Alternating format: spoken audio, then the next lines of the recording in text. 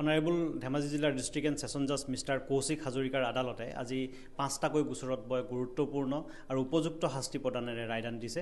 আজি ৰায়দান কৰা গোচৰৰ 5টা গোচৰৰ 4টা পক্সো আইনৰ অধীনত আৰু এটা ভাৰতীয় দণ্ডবিধি আইনৰ অধীনত। আজি ৰায়দান কৰা গোচৰৰ প্ৰথমটো গোচৰৰ আসামী সখীচৰণ বিশ্বাস তেখেতৰ ওপৰত অভিযোগ আছিল যে তেখেতে 2021 চনত দুগৰাকী নাবালিকাক তেওঁ মৰ্টন চকলেট এনেকুৱা ধৰণৰ বস্তু দিম বুলি কৈ নদীৰ পাৰলৈ লৈ গৈ তেওঁ দুয়োগৰাকীকে ধৰ্ষণ কৰিছিল আৰু পৰৱৰ্তী সময়ত গোচৰ ৰুজু হোৱাৰ পিছত চিলাপথাৰ থানাত আজি মাননীয় আদালতে গোচৰটো চূড়ান্ত ৰায়দান কৰি সখীচৰণ বিশ্বাসক দোষী সাব্যস্ত কৰি তেখেতক পক্সো 6 ধাৰাত 30 বছৰ সশ্ৰম কাৰাদণ্ড 20,000 টকা ফাইন আৰু যদিহে 20,000 টকা আদায় দিব নোৱাৰে তেতিয়াহ'লে তেওঁ অতিৰিক্ত আৰু 2 বছৰ খাটিব লাগিব। আনটো গোচৰৰ আসামী তিলক শইকীয়া তেখেতৰ ওপৰত অভিযোগ আছিল যে তেখেতে এগৰাকী নাবালিকাক ধৰ্ষণ কৰি তাইক ভাবুকি দিছিল যদিহে তাই এই কথা কাৰোবাৰ আগত প্ৰকাশ কৰে তেনেহ'লে তেওঁৰ ভাতৃ তেওঁৰ ভায়েকক তেওঁ হত্যা কৰিব। পৰৱৰ্তী সময়ত ধেমাজি থানাত গোচৰ ৰুজু হোৱাৰ পিছত তেখেতকো আজি মাননীয় আদালতে দোষী সাব্যস্ত কৰি পক্সো 6 ধাৰাত তেখেতক 20 বছৰ সশ্ৰম কাৰাদণ্ড আৰু 20,000 টকা ফাইন 20,000 টকা যদি দিব নোৱাৰে তেনেহ'লে 2 বছৰ তেওঁ অতিৰিক্ত খাটিব লাগিব।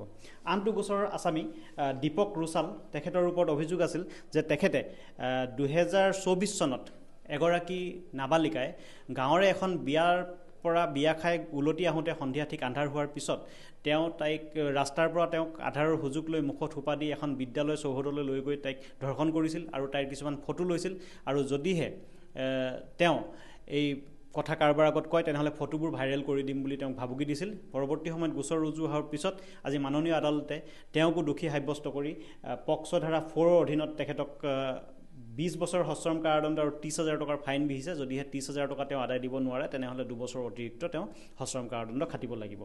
আনটো গোচৰৰ আসামী চেনাই চাংমাই তেখেতৰ ওপৰত অভিযোগ আছিল যে তেখেতে 2023 চনত এগৰাকী নাবালিকাৰ সৈতে এখন বিয়া খাবলৈ গ'ল। বিয়া খাই তেওঁ যেতিয়া উভতি আহিলে আন্ধাৰৰ সুযোগ লৈ তেওঁ এটা ৰাস্তাৰ মাজৰ এটা কালভাৰ্টৰ ওচৰত বাইকখন ৰখাই কালভাৰ্টৰ তললৈ ভিক্টিমগৰাকীক লৈ গৈ ভুক্তভোগীক লৈ গৈ তাইক ধৰ্ষণৰ চেষ্টা কৰিছিল আৰু তাই যেতিয়া চিঞৰ বাখৰ কৰে ৰাস্তাইদি গৈ থকা মানুহে তাইক উদ্ধাৰ কৰাৰ পিছত গোচৰটো ৰুজু হোৱাৰ পিছত আজি মাননীয় আদালতে আজি সেইটো গোচৰটো চেনাই চাংমাইক দোষী সাব্যস্ত কৰি 6 বছৰ সশ্ৰম কাৰাদণ্ড আৰু 15,000 টকা ফাইন 15,000 টকা আদায় দিব নোৱাৰিলে অতিৰিক্ত 6 মাহ খাটিব লাগিব। এই 4টা গোচৰ আছিলে পক্সো গোচৰৰ অধীনত আৰু আনটো গোচৰ হৈছে জোনাই থানাৰ অন্তৰ্গত। সেইটোত আপোনাৰ লালবাবু কৰ্মকাৰ আসামী তেখেতৰ ওপৰত অভিযোগ আছিল যে 2017 চনত তেখেতে এগৰাকী মহিলাই পথাৰত কাম কৰি থকা অৱস্থাত মহিলাগৰাকীক দাৰে হত্যাৰ উদ্দেশ্যে শৰীৰৰ বিভিন্ন ঠাইত আঘাত কৰিছিল আৰু পৰৱৰ্তী সময়ত গোচৰ ৰুজু হোৱাৰ পিছত আজি মাননীয় আদালতে লালবাবু কৰ্মকাৰকো আজি দোষী পায় তেখেতক 326 ভাৰতীয় দণ্ডবিধি আইনৰ ধাৰাত 5 বছৰ সশ্ৰম কাৰাদণ্ড আৰু 10,000 টকা ফাইন বিহিছে। 10,000 টকা দিব নোৱাৰিলে অতিৰিক্ত 6 মাহ খাটিব লাগিব। আনটো ছেকশ্যন 307ত তেখেতক 10 বছৰ সশ্ৰম কাৰাদণ্ড 20,000 টকা ফাইন আৰু 20,000 টকা দিব নোৱাৰিলে 1 বছৰ সশ্ৰম কাৰাদণ্ড খাটিব লাগিব।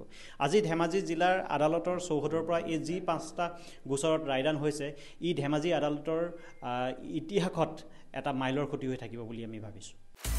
আপুনি বিচৰা বাতৰি পাব কেৱল নিউজ 18 এপত। নিউজ 18 এপ ডাউনলোড কৰিবলৈ স্কেন কৰক এই QR কোড। গুগল প্লে ষ্টৰতো পাব এই নিউজ 18 এপ।